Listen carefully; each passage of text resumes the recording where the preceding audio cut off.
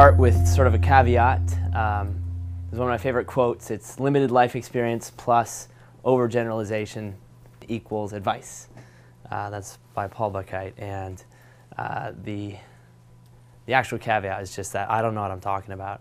I hear an awful lot in the startup community, especially about the canonical one best way to do this or the canonical one worst way to do this, but it's always bullshit. It's always just what ended up working or not working for that particular team or that particular group. And so what I'm going to talk about today is what's worked really well for us, and I'll try to make it as general as I can. Individual things apply all the time and all over the place, so take it all with a grain of salt. So our story.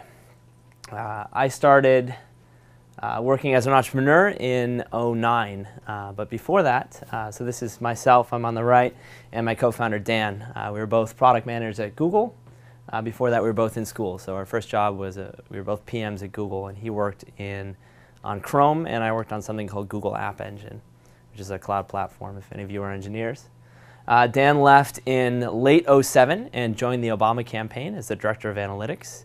Was there through the presidential campaign, had a lot of really great stories. I'm going to go over one later. And then came back to San Francisco, and that's when I left Google. And we started not one, not two, but 3 companies over the span of the next 3 years leading up till now. The first one is called Carrot Sticks. It's a sort of a social learning game for young kids. We worked on it for about 9 months. I was moonlighting at Google, and then I left, and we were doing it full time from about March or April until October of that year.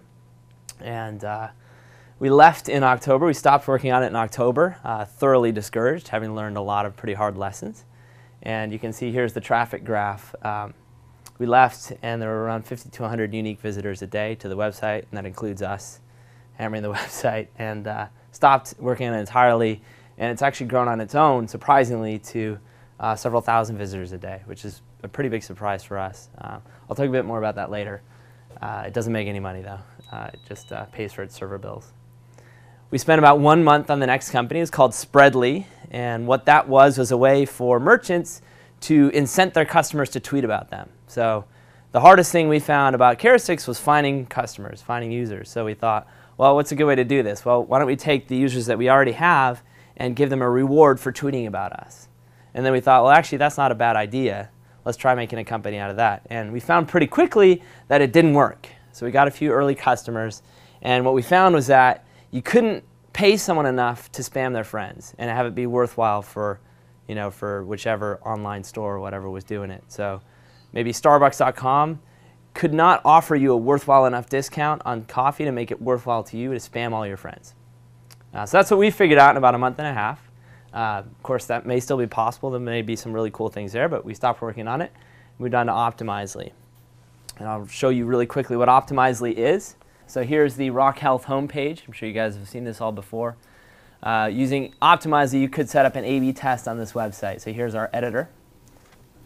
There we go. So here's the Rock Health homepage. I've got a mouse. I can hover over certain elements. You can see a blue line around them when I do. And then I can go down and click certain elements.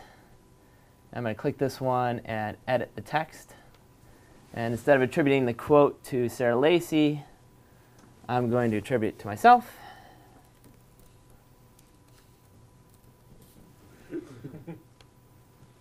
And now the idea is that 50% of the people who land on this page will see the original version, and 50% will see the better version. And we'll measure here which one gets more people to click on maybe get info or to fill out an application or whatever. So it's a way of running experiments on your traffic. It's very useful later on.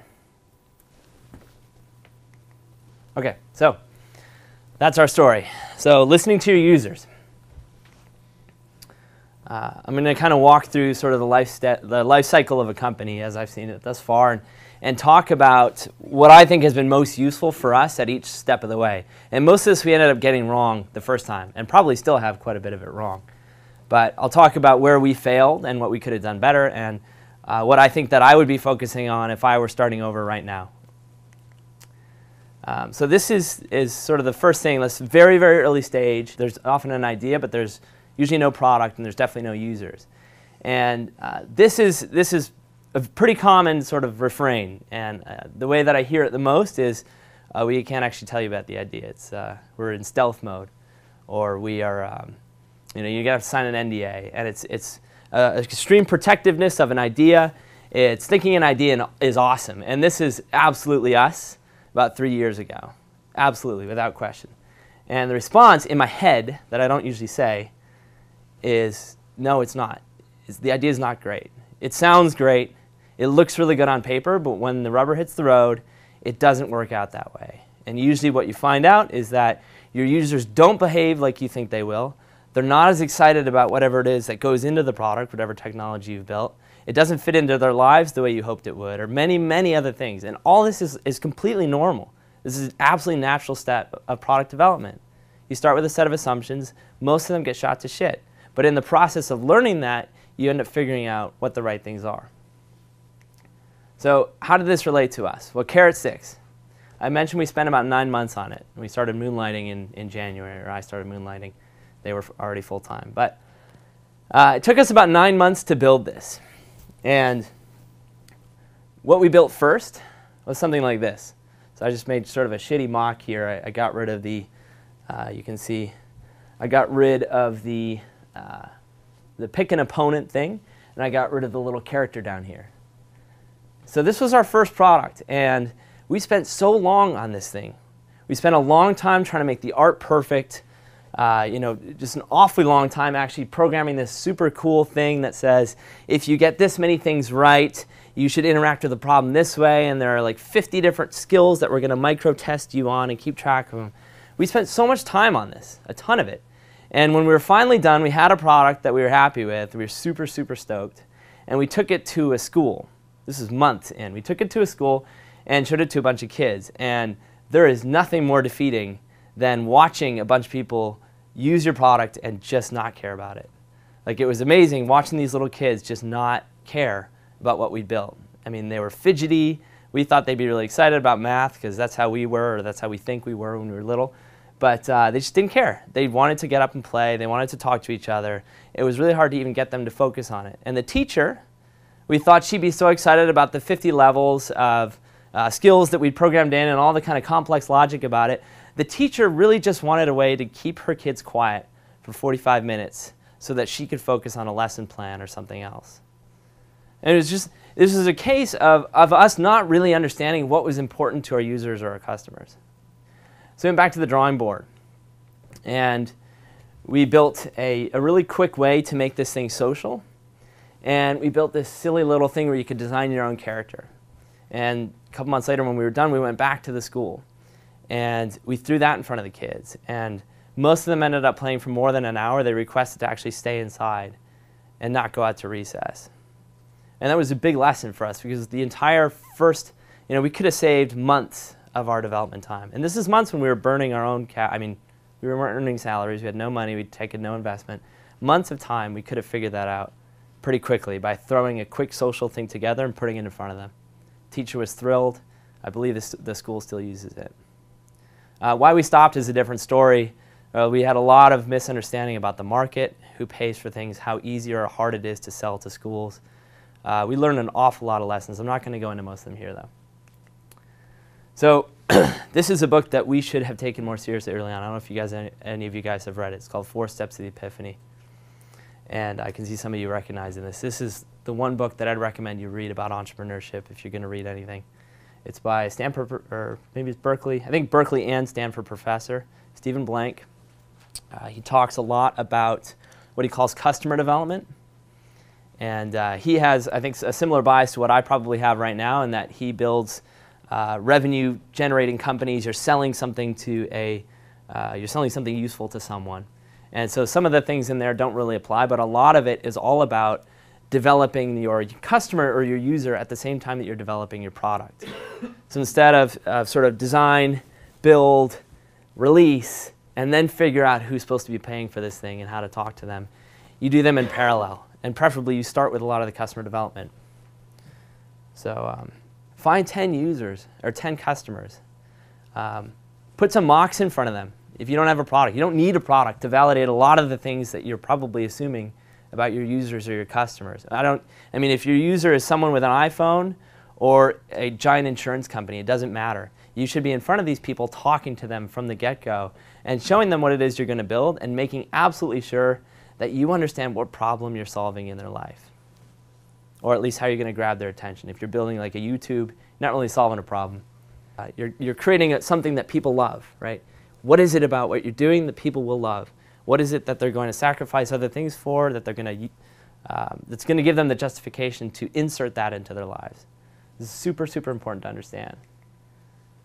How and when would they use it?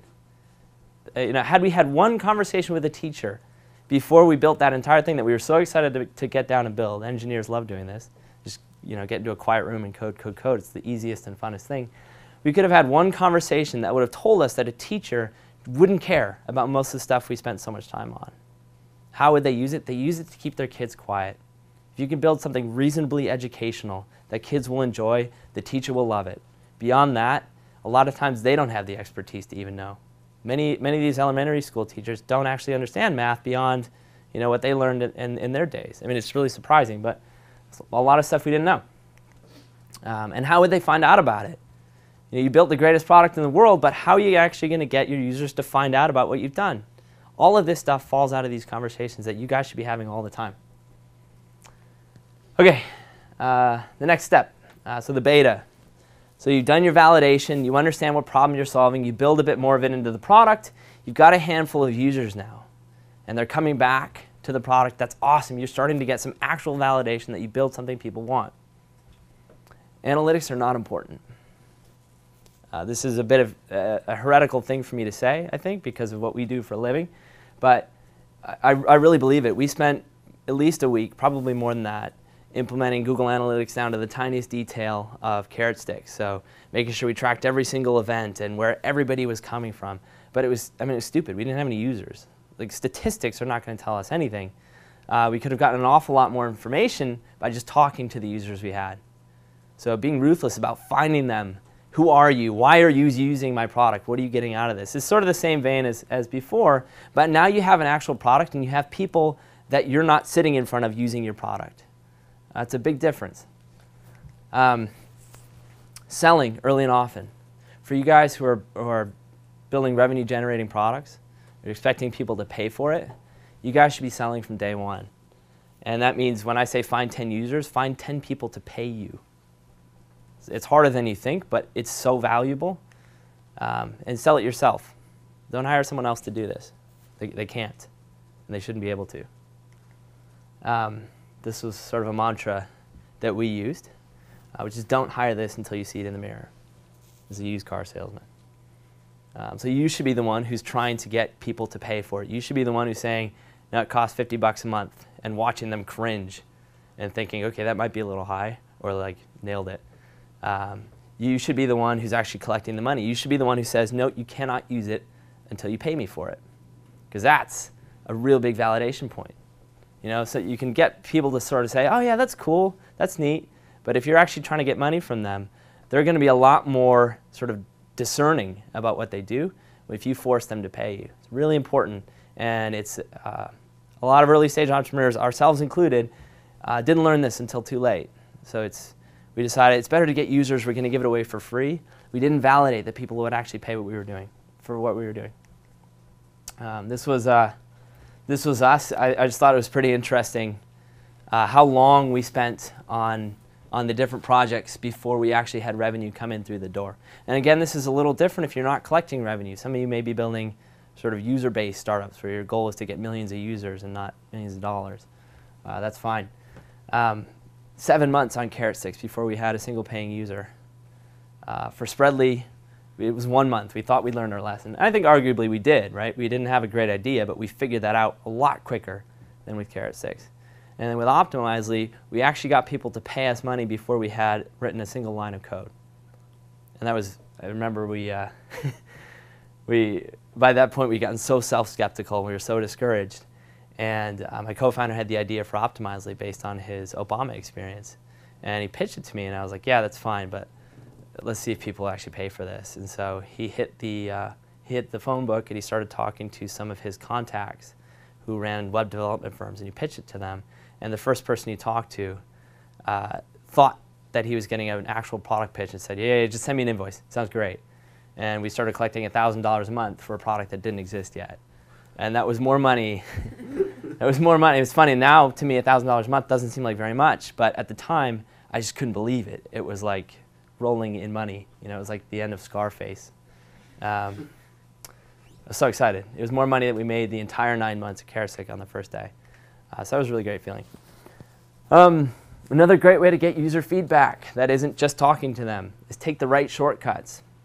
So if you're going to build something, I mean, the best way to figure out if someone's going to use something or what the behavior patterns are to build it. Problem is it takes forever. So a lot of times you can take shortcuts and build sort of a half-assed version and still get the same input, the same information, without actually going all the way. And the trick is to pick the right shortcuts to take. So this is the pricing page on Carrot Sticks. There's a basic version that's free. There's 1 month for $3.95, 6 months for $19.95, and 12 months for $29.95. What this page doesn't say is that you could pay us any of these prices and we'll never shut your account off. So you could buy 1 month, you have a lifelong subscription.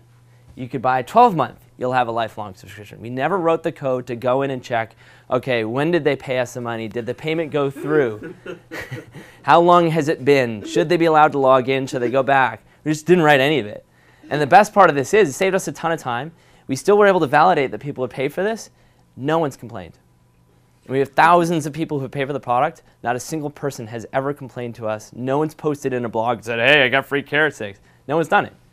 And I think the idea is that most of them think, for the ones who notice, probably they think it's a bug, and if they say anything, we're going to cut it off. So make a shortcut that actually makes their lives better. You know? If we had decided this is a really worthwhile thing to do, we can always build this in later.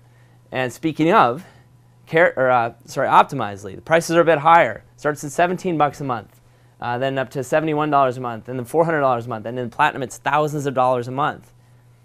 And each one of these says you can test 2,000 users a month or 200,000 users a month. For the entire first year and a half of Optimizely's existence, we never actually checked to see how many users anyone was using. So you could pay us 17 bucks a month and use 10 million users, we'd never know. And it was really funny because people actually self-regulated. Like they would sort of say, oh, my traffic's getting kind of big, and they would pay up to the next level. It was remarkable. I mean, we just didn't fix it. We ended up actually making, you can look at our revenue, and when we actually did implement it, we started charging people for overages. Our revenue jumped, but early on, it's just not a big deal, right? You can increase your revenue by 20%, but when you're only making $1,000 a month, it just doesn't matter. It doesn't matter. So that was a good one for us. Don't worry about scaling. And when I say scaling, I don't mean scaling as in engineering-wise, although I don't think you should worry about that either, which is ironic because I used to work on App Engine, whose sole pitch is that it scales for engineers. But scaling is not just about engineering. Scaling is about your business processes and how you interact with your customers. So when you have 10,000 customers, you cannot pick up the phone and call every single one of them. When you have 10, you can. When you have 50, you can. It's not hard. And you can do this, and you can just say, okay, when we get to X, we'll stop doing it, and that's fine.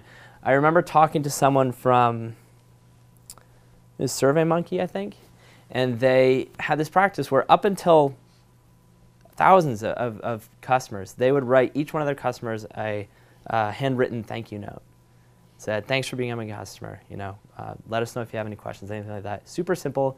They had everyone on the team work on these things, and the kind of response and loyalty they got was amazing from the customers. So do things that don't scale early on. It's really valuable, helps you connect with your customers, helps them come onto your side. And when they're on your side, they'll tell you, hey, this sucks, but I'm going to keep using it if you fix this, etc. You just have a great opportunity to connect with them. This is the best time to talk to your visitors when they stop using your product. We have a, I'll tell you about that in a second, but the reason why is because you had someone who was on your site or who was using your app or who was whatever it is you do, and they decided that it wasn't good enough. It sucked, so they left. What was it about the experience that caused that? That's probably the #1 thing that you should be working on, is fixing it, if you see it more than once. How do we do this with Optimizely? It's kind of shady. but sometimes you got to be a little shady. Here is the account settings page in the beginning. I think I just sort of doctored this up to make it look like what it looked before. This is everything about your account. You can see what plan you're on. You can see how many users. This didn't actually exist at the time, but you could see what plan you were on. You could see your email and everything. Notice what is missing from this page. Does anyone notice? Cancel button. This is cancel button. There's no cancel button on the page. You could not cancel it. Instead, we said if you want, oh, shit. Oh yeah, sorry. This is what it used to look like. Sorry, minus all that extra fancy stuff.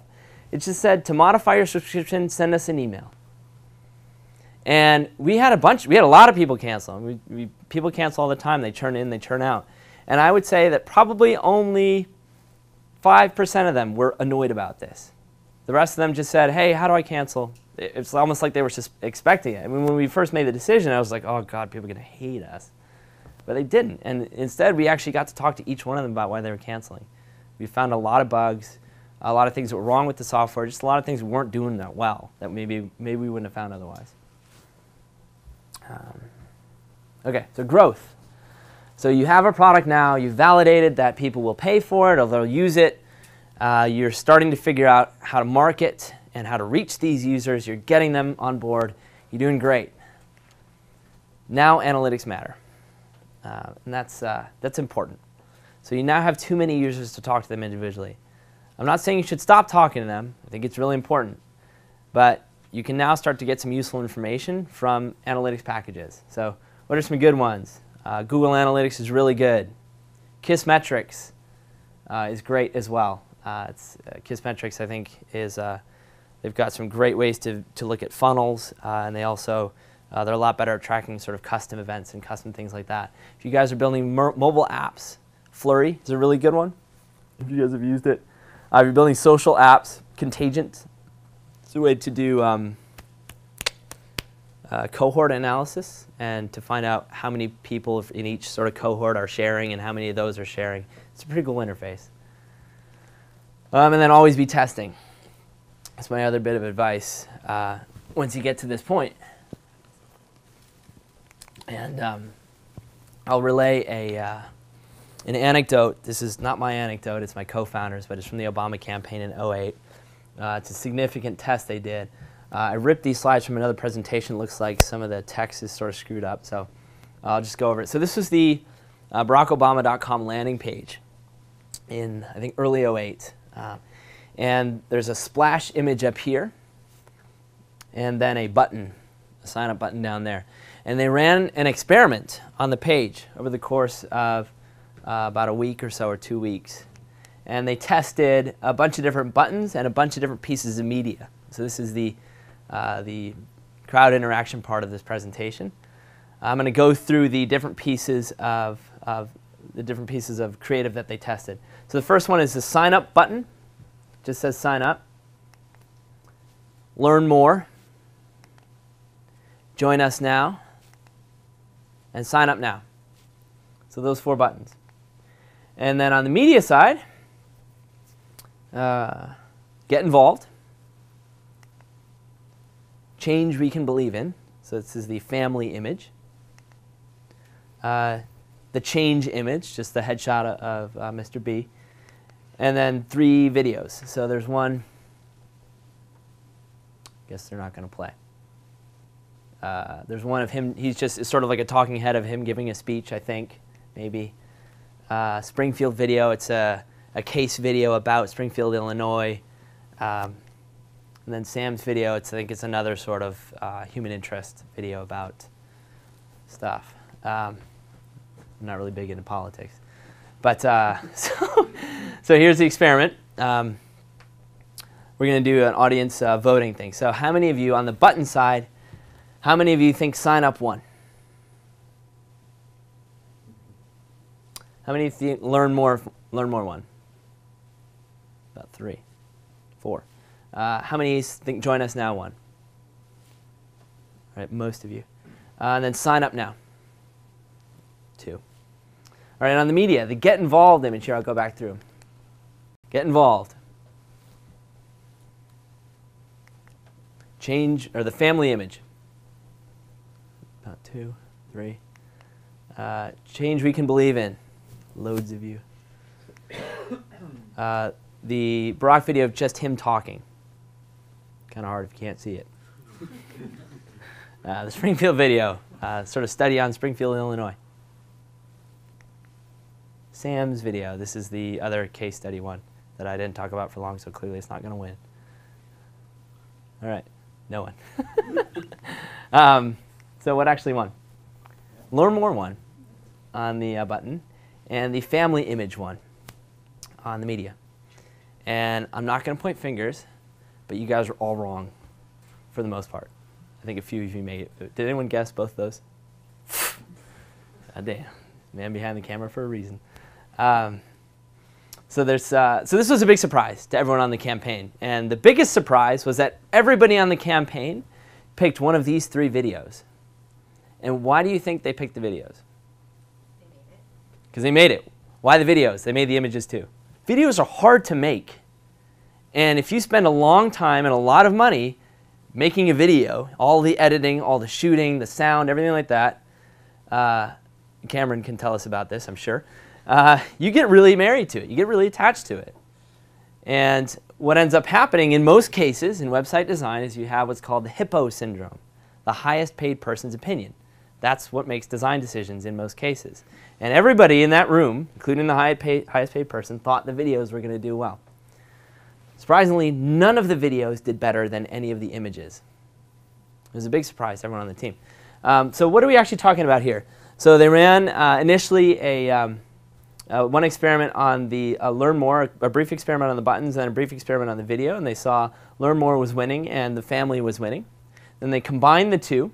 They ran a longer experiment, and it showed that the Learn More button, Learn More family image combination outperformed the original variation by 40% in terms of people who clicked through to learn more. In terms of people who signed up to become volunteers, or email. They signed up their email on the email list. So what did this actually mean? So on the original page, if you sort of apply some analysis to it, they would have gotten 7 million email subscription signups. You raise that by 40%, you get an extra 2.8 million email signups, meaning you get about 10 million email signups over the course of the campaign. Because email signups were much more likely to volunteer than non, you'd get an extra 288,000 volunteers going door to door or calling. And in amount raised, because email signups, again, you could spam the hell out of them, they were much more likely to donate than non-email signups. This meant an extra $57 million in funds raised for the campaign, which is a staggering amount through a test. So that's why testing is very important. Last one, success. Your product is great. You've got tons of users. Good work. You listened. And that's it.